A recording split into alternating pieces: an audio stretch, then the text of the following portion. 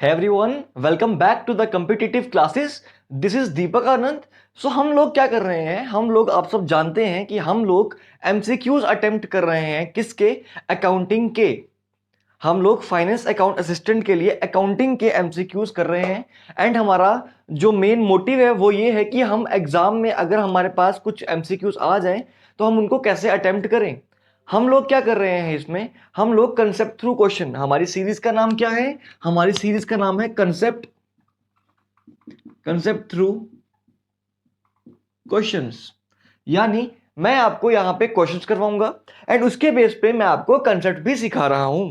तो अगर आप इस वीडियो को, इस सीरीज को पहली बार देख रहे हैं तो पहले जाके चैप्टर 1 की सीरीज देखिए. चैप्टर 2 की सीरीज ये चल रही है, इसका ये थर्ड पार्ट है, पहले वो देखिए.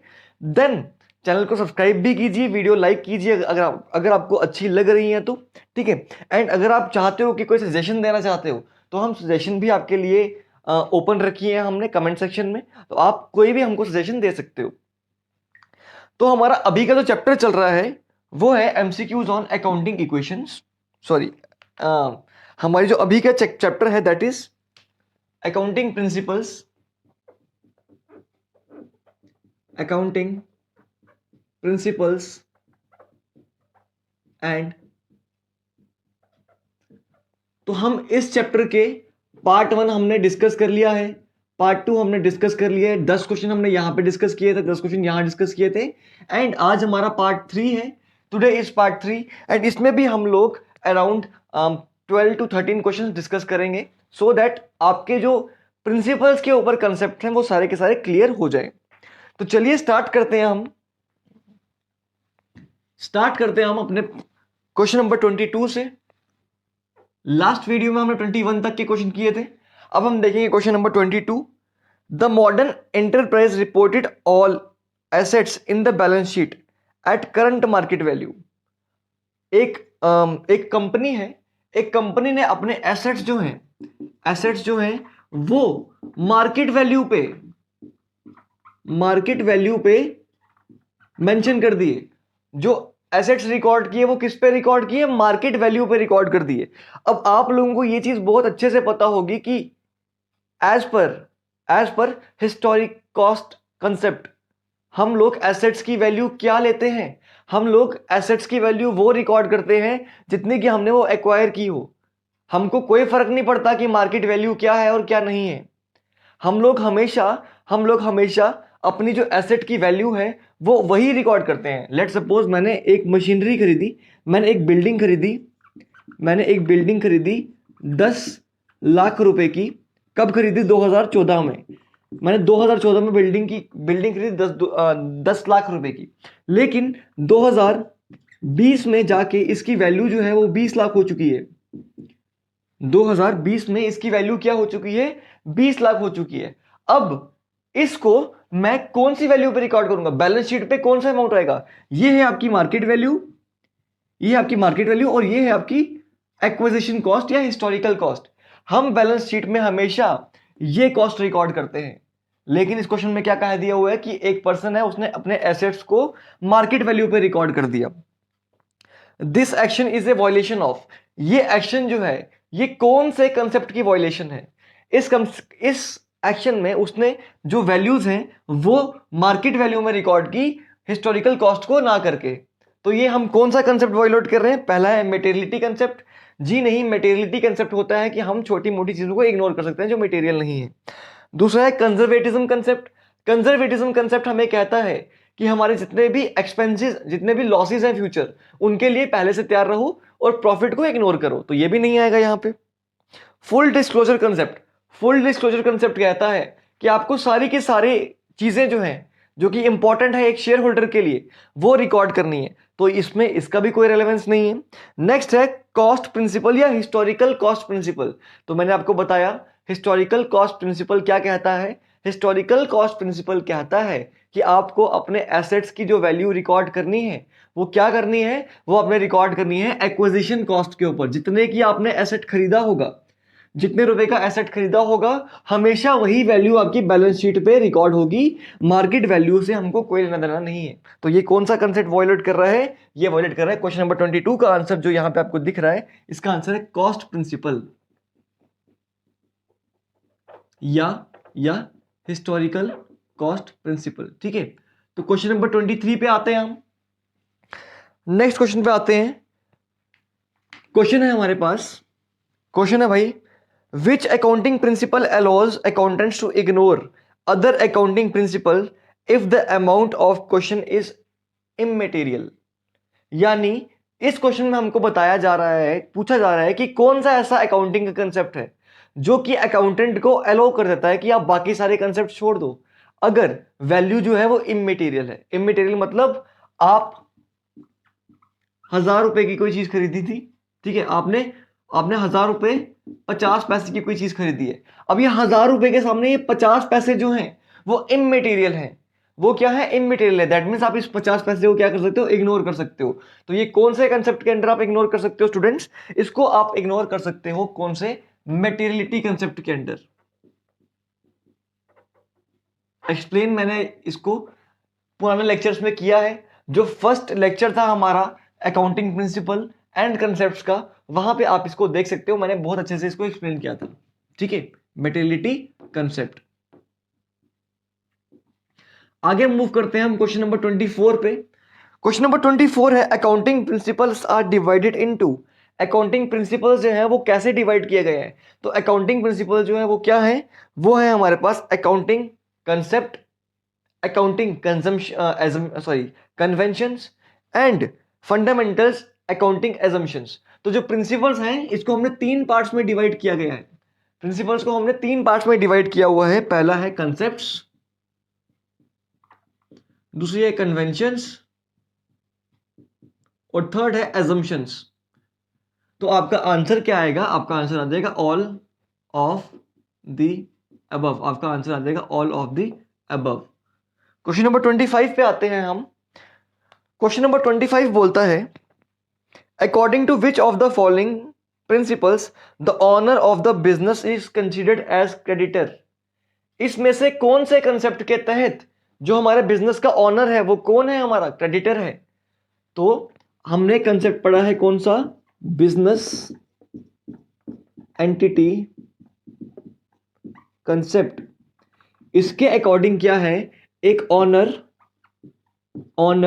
एंड बिजनेस, एक ऑनर जो और बिजनेस जो है वो क्या है? दोनों अलग अलग पर्सन है। अगर मेरा कोई बिजनेस है, मैं उसका मालिक हूं, तो मेरा बिजनेस और मैं दोनों अलग अलग पर्सन हैं। तो अगर एक ऑनर बिजनेस में इन्वेस्टमेंट करता है, अगर एक ऑनर बिजनेस में इन्वेस्टमेंट करता है, दैट मीन्स वो क्या कर रहा है? वो बिजनेस को एक क्रेडिट दे रहा है। वो बिजनेस को क्या कर रहा है? एक उधार दे रहा है। तो कौन से कंसेप्ट के तहत, कौन सा कंसेप्ट कहता है कि ऑनर जो है वो हमारा क्या है? क्रेडिटर है। तो ये कंसेप्ट कौन सा है स्टूडेंट्स? ये है बिजनेस एंटिटी कंसेप्ट। तो आपका ऑप्शन कौन सा हो जाएगा इसमें? ऑप्शन सेपरेट लीगल एंटिटी या बिजनेस एंटिटी, दोनों एक ही हैं। ठीक है, तो ऑप्शन डी जो है वो करेक्ट आंसर हो जाएगा। सेपरेट लीगल एंटिटी भी इसी का दूसरा नाम है। इसका दूसरा नाम क्या है? Separate legal entity. ठीक है, तो आप ये लिख सकते हो। ठीक है, मूव करते हैं हम स्टूडेंट्स क्वेश्चन नंबर 26 के ऊपर। क्वेश्चन नंबर 26 है, which accounting principle differentiate between owner and the management. कौन सा अकाउंटिंग प्रिंसिपल है जो ऑनर में और मैनेजमेंट में डिफरेंशिएशन करता है? तो again this is the same principle. हमारा प्रिंसिपल है कौन सा? सेपरेट आइडेंटिटी, सेपरेट एंटिटी या बिजनेस एंटिटी, दोनों ही सेम चीजें हैं। क्वेश्चन नंबर 27 पे चलते हैं हम। क्वेश्चन नंबर 27 है, विच of the following is not an accounting concept. इसमें से कौन सा अकाउंटिंग कंसेप्ट नहीं है? तो हमने अकाउंटिंग कंसेप्ट ऑलमोस्ट सारे ही डिस्कस कर लिए हैं। अब देख लो, जो हमने नहीं पढ़ा हुआ वही इसका आंसर होगा। तो हमने गोइंग कंसर्न को डिस्कस किया हुआ है। गोइंग कंसर्न कंसेप्ट कहता है कि हमारा बिजनेस जो है वो क्या करता रहेगा? बहुत टाइम तक चलता रहेगा, कभी भी नेवर एंडिंग है। दूसरा क्या है? Dual aspect. डुअल एस्पेक्ट का मतलब क्या है? हमारा बिजनेस जो है, हर एक ट्रांजेक्शन के दो इफेक्ट होते हैं। हर एक जो भी एक ट्रांजेक्शन हम कर रहे हैं उसके दो इंपैक्ट होंगे, एक डेबिट और एक क्रेडिट। ठीक है, और डेबिट जो है वो हमेशा क्रेडिट के इक्वल रहेगा। थर्ड है आपका ट्रू एंड फेयर कंसेप्ट। तो ट्रू एंड फेयर कंसेप्ट हमने कभी नहीं पढ़ा। हमने कभी नहीं पढ़ा ट्रू एंड फेयर कंसेप्ट के बारे में। तो आपका जो आंसर आएगा that will be true and fair concept. Question number 28 है आपका,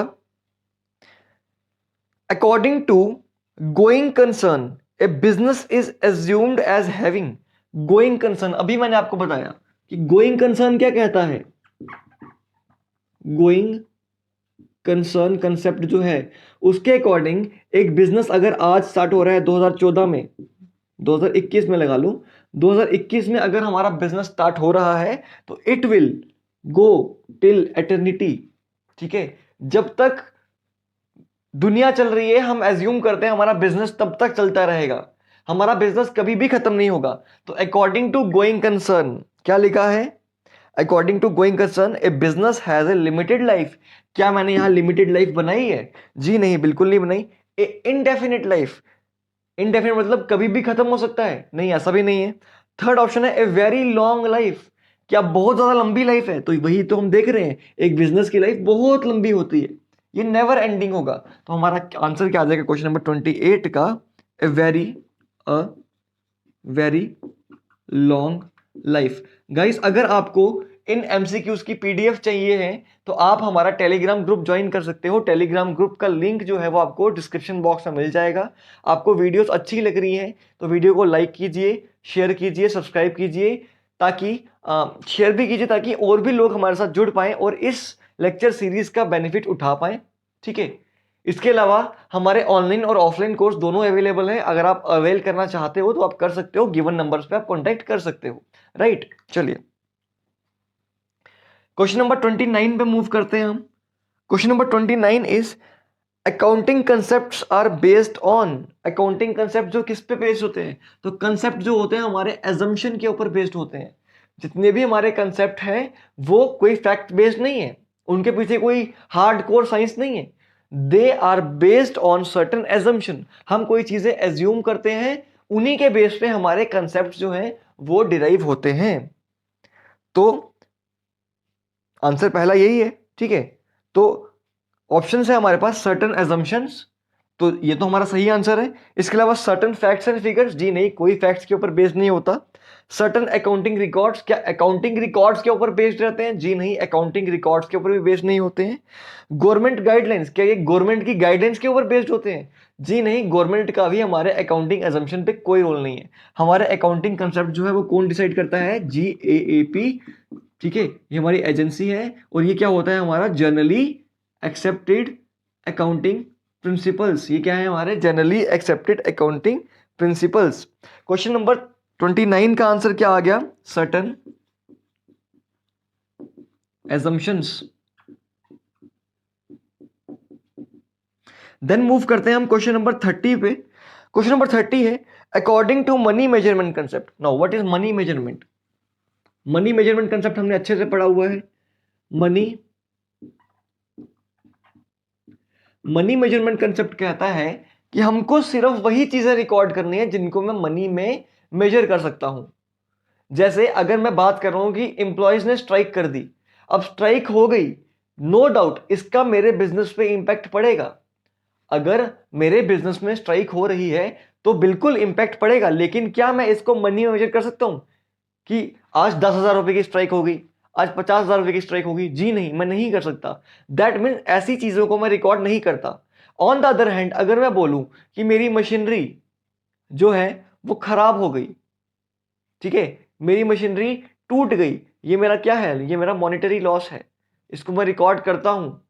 so that can be measured in terms of money, will be recorded. और जिसको मैं मेजर नहीं कर सकता मनी की टर्म में उसको मैं रिकॉर्ड नहीं करूंगा। अगर मैं बोल रहा हूं मेरा एक इंप्लॉय बहुत ऑनेस्ट है तो इसकी ऑनेस्टी में मेजर नहीं कर सकता मनी में, तो इसको रिकॉर्ड नहीं करूंगा। ऑन द अदर हैंड मैं बोल रहा हूं अगर कि उसको मैं 50,000 रुपए सैलरी दे रहा हूं मंथली, अगर मैं उसको 50,000 रुपए मंथली सैलरी देता हूं तो सैलरी वाला पार्ट मैं रिकॉर्ड करूंगा, because salary can be measured in terms of money. Right, चलिए तो क्वेश्चन नंबर 30 है आपके पास, according to money measure concept which of the following will be recorded in books of account? इसमें से क्या चीजें बुक ऑफ अकाउंट में रिकॉर्ड करूंगा? Extra profit arising, profit arise हो रहा है, नहीं रिकॉर्ड करूंगा, मनी मेजर नहीं कर सकता।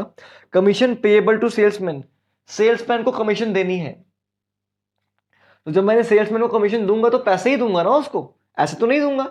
आई can measure it in terms of money, that means हमारा आंसर क्या आएगा, कमीशन, कमीशन पेएबल